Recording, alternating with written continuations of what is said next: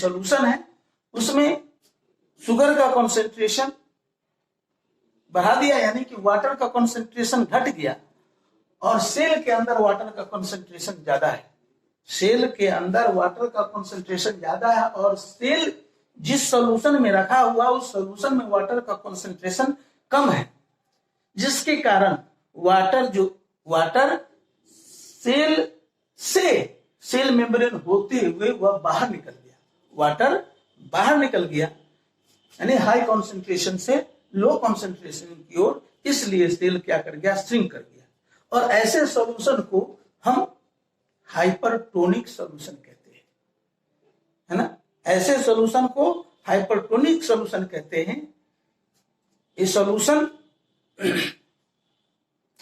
whose concentration is higher than the concentration of the cell, यानी water के concentration की बात नहीं कर रहे हैं। सेल में जो साल्ट और नमक या शुगर है वो शुगर का कॉन्सेंट्रेशन ज्यादा है, हाईली कॉन्सेंट्रेटेड वो सॉल्यूशन है ना।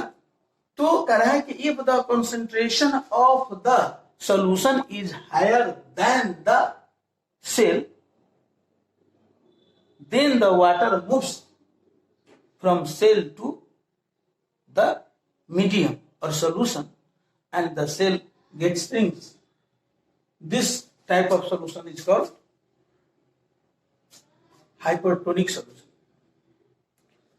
अब क्या कीजिए कि फिर एक सॉल्यूशन बना करके आप उस सेल को आप डालिए, उस एग को, जो मेम्ब्रेन सहित जो एग है उसको डालिए, और डालने के बाद अगर बाहर डालने के बाद कुछ मिनट के बाद उसको बाहर निकालो, तो निकालते हैं और उसमें कोई चेंज नहीं देखते हैं, यानी सेल जो है वह नाइदर, है ना, cell neither, if the cell neither shrinks nor swells,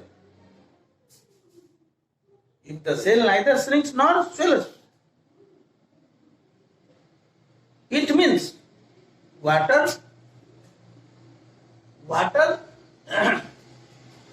does not move inside the cell nor move from the cell.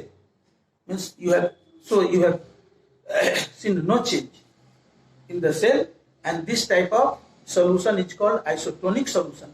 If the concentration of the solution is same as the concentration of the solution is the same as the concentration of the cell, then water does not move inside the cell nor move out from the cell. This type of solution is called isotonic solution.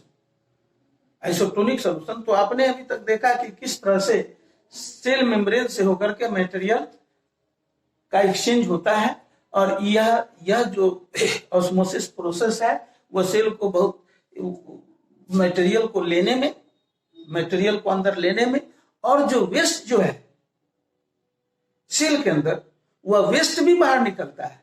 जब cell के अंदर waste का concentration बढ़ जाता है तो waste जो है हाई कॉन्सेंट्रेशन से लो कॉन्सेंट्रेशन की ओर एटमॉस्फेयर में निकल जाता है, और जब सेल को किसी चीज की जरूरत होती है, किसी न्यूट्रिएंट्स की, तो वह फिर उसी तरह से जो है हाई से लो कॉन्सेंट्रेशन की ओर सेल में आता है। इस तरह से सेल मेम्ब्रेन एक इंपॉर्टेंट रोल प्ले करता है। क्योंकि समय अब समाप्त हो चुका है।